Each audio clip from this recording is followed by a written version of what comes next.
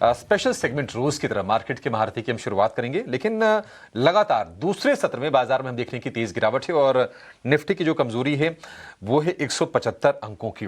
हालांकि 25,700 से सपोर्ट लेकर थोड़ा सा निफ्टी रिकवर करने की कोशिश कर रहा है और उसकी वजह यह है कि निफ्टी बैंक में अच्छी रिकवरी आई है। और हालांकि वोलेटाइल काफी ज्यादा है निफ्टी बैंक को, आप देखेंगे 175 अंकों के आसपास की गिरावट आपको निफ्टी बैंक में दिखाई देगी। लेकिन बाजार में क्या गिरावट यहां से और बढ़ेगी?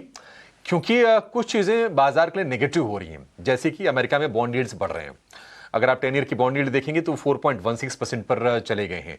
थोड़े सेफर एसेट्स की तरफ इक्विटी से पैसा निकल के जाता है, ये चीज होती है। दूसरी चीज ये है कि डोनाल्ड ट्रंप ने एक टेंशन और दे दी है। अब ये बहाना इस बार चावल का है, लेकिन क्या भारत अमेरिका की ट्रेड डील अटकेगी? थोड़ा समय ज्यादा लगेगा, क्योंकि ट्रंप ने कहा है कि भारत से अमेरिका में चावल की डंपिंग हो रही है और आज हम देखें कि जो राइस वाले स्टॉक्स हैं ना वो टूट रहे हैं। तो अभी टैरिफ लगाया नहीं है कोई एडिशनल उस पर, लेकिन यह है कि उन्होंने संकेत जरूर दे दिए हैं और ये सेंटिमेंटली हमें थोड़ा सा परेशान कर रहे हैं। बाकी रुपए का वीकनेस अपनी जगह पर है, एफआईज लगातार बेच रहे हैं, सारी की सारी चीजें हैं।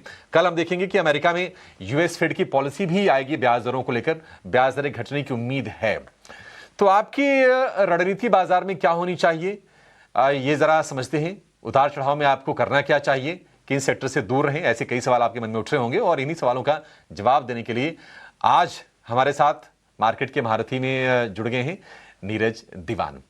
नीरज जी, बहुत शुक्रिया आपका समय देने के लिए। स्वागत है आपका 18 स्वदेश पर। सर, सबसे पहला यही प्रश्न कि बाजार चला, रिकॉर्ड ऊंचाई पर गया भी, लेकिन उसके बाद आगे नहीं चला, थम सा गया और अब हम थोड़ा सा रिवर्सल भी देख रहे हैं। एक जो निवेशक है वो थोड़ा सा परेशान होगा कि बाजार ये नीचे क्यों आ रहा है। आपका असेसमेंट सर क्या कहता है, बाजार क्यों गिरावट के शिकार हो रहे हैं और करना क्या चाहिए अभी? Good morning.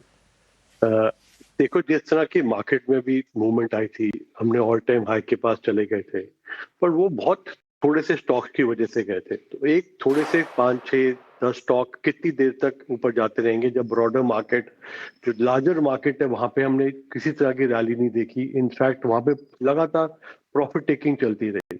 तो मार्केट में जब एक लगातार प्रॉफिट टेकिंग चलती रहती है तो एक लेवल पे आके वो एक उसकी जो स्पीड होती है बढ़ती है सेलिंग की, तो वो भी देखने को मिल रहा है। बिकॉज बाइंग नहीं है मार्केट के अंदर।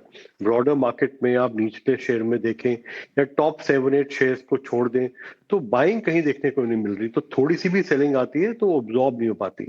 तो उस तरह का अभी एक माहौल बना हुआ है मार्केट का। पर एक एक चीज हमने लॉन्ग टर्म में देखी है, बार बार देखी है, पर जब इस तरह की सेलिंग आती है, जैसे कल की सेलिंग आई, इस तरह की सेलिंग जिसमें अच्छे बड़े mid cap, strong mid cap भी गिरते हैं, तो वो एक तरह से एक बॉटमिंग आउट प्रोसेस होता है, जहां तक मैंने मार्केट को देखा है। तो ये टुवर्ड्स द एंड ही आती है। तो ब्रॉडर मार्केट के लिए मुझे लगता है कि ऐसी सेलिंग बहुत दिन तक कंटिन्यू नहीं करती है, कहीं पे बेस बनेगा और मार्केट में अच्छे शेयरों की दोबारा बाइंग जरूर शुरू हो जाएगी।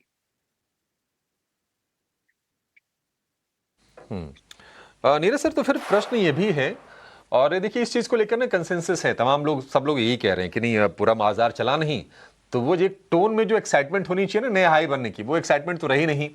और स्मॉल कैप की स्थिति हम देख रहे हैं कि अभी क्या है।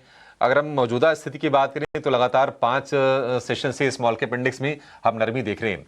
तो क्या ये बेहतर स्ट्रेटजी होगी कि जो लोग स्मॉल कैप में, मिड कैप में इन्वेस्टेड हैं, थोड़ा सा पैसे वहां से निकालें और सेफ्टी की तरफ जाएं, लार्ज कैप्स में पैसे डिप्लॉय करें? अगर हाँ, तो आपके हिसाब से वो कौन से एरियाज हो सकते हैं जहां पर मतलब भले ही रिटर्न ना बने बट कैपिटल की प्रोटेक्शन हो जाए कम से कम?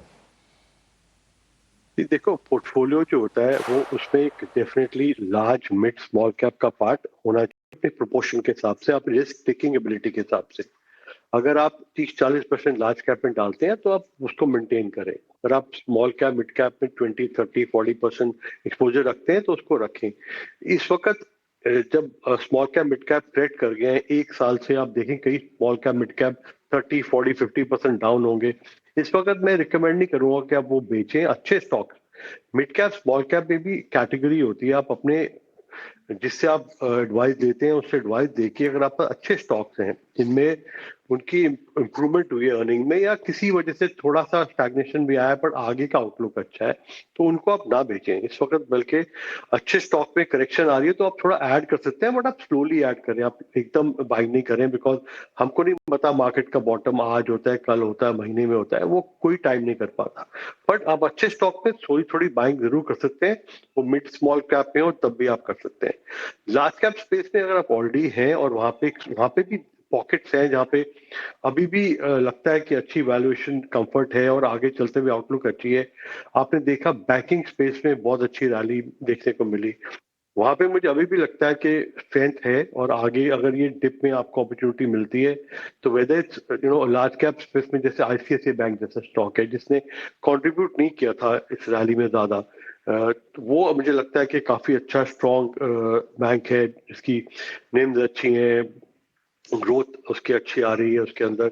उसके अलावा पीएसयू बैंक में करेक्शन देखने को मिली है, तो आई थिंक वहां पे मुझे लगता है अपॉर्चुनिटी है। जिस तरह की बैलेंस शीट पीएसयू बैंक्स की हैं, आई थिंक इंटरेस्ट रेट कम हो रहे हैं तो उससे और फायदा ही होगा उनको, तो थोड़ी रीप्राइसिंग से उनका निम्स भी इंप्रूव होगा, तो और एसेट क्वालिटी स्ट्रांग है वहां पे भी, तो वहां पे भी मुझे लगता है कि अपॉर्चुनिटी है। उसके अलावा ऑटोज में हमने देखा था अच्छी रैली आई थी जीएसटी कट के बाद, और देखा हमने फिगर भी काफी अच्छी आई हैं।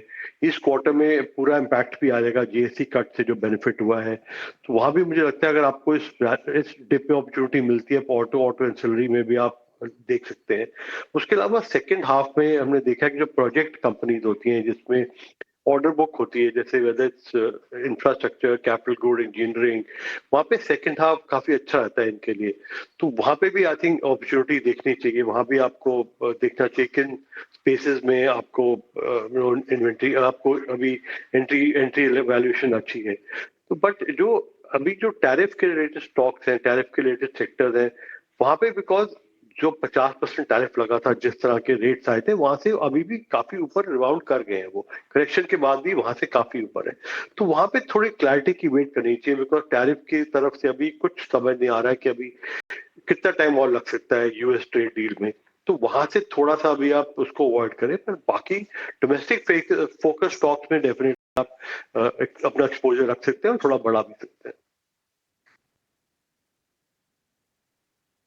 नहीं नहीं, सही है सर। डोमेस्टिक फोकस जो कंपनीज हैं उनमें आप एक्सपोजर बढ़ाने की आप सलाह दे रहे हैं। सर अगर मैं इस लिहाज से पूछूं कि Q3 के नंबर आने में बहुत टाइम तो रह नहीं गया है, महीने भर बाद मतलब हम चर्चा करने लगेंगे और वो नंबर आ भी जाएंगे, तो किसी को अभी से प्रिपेयर करना हो तो आपके हिसाब से अर्निंग हम कहाँ पर बेहतर आते हुए देखेंगे? कहाँ पर आपको लगता है कि चीज़ें स्ट्रक्चरली बेहतर हैं और डोमेस्टिक जो टेलविंड से अच्छे लग रहे हैं आपको? पहला स्पेस है, मैंने मेंशन किया, इंफ्रास्ट्रक्चर कैपिटल गुड स्पेस है। इसमें अब थर्ड और फोर्थ क्वार्टर में एग्जीक्यूशन पिकअप होता है और यहाँ पे नंबर इम्प्रूव होते दिखते हैं। और सेकंड क्वार्टर के रिजल्ट्स के कमेंट्री में भी काफी इन कंपनी ने बोला था कि जो प्रॉब्लम्स आ रही थी वो अब उसका अब यहाँ आगे चलते हुए इम्प्रूवमेंट आनी चाहिए। तो वहाँ पे मुझे लगता है एक अपॉर्चुनिटी है जहाँ पे नंबर्स इम्प्रूव होंगे थर्ड और फोर्थ क्वार्टर में। ऑटो कंपनीज में नंबर सेकंड क्वार्टर के भी अच्छे थे, पर मंथली नंबर्स अच्छे आए हैं। आई थिंक ये फुल क्वार्टर का नंबर वहां भी अच्छे आने चाहिए। और इवन कंजम्पशन कंपनीज आप देखें, कंजम्पशन वाली जो कंपनीज हैं वहां पे भी जीएसटी कट का बेनिफिट आया है और ये क्वार्टर में पूरा बेनिफिट मिलेगा, तो वहां भी आई थिंक एक अपॉर्चुनिटी है। वहां भी अगर आपको बहुत अच्छी रिटर्न भी ना मिले तो एटलीस्ट आपको एक मार्केट परफॉर्मिंग रिटर्न मिलेगी और आपके कैपिटल प्रोटेक्शन का भी वहां पे एक अच्छा स्कोप रहता है। ठीक है नीरज जी, बहुत शुक्रिया आपका समय देने के लिए और विस्तार से इन तमाम मुद्दों पर अपनी राय हमसे साझा करने के लिए। Thank you so much sir, आपसे फिर से जल्दी ही मुलाकात होगी।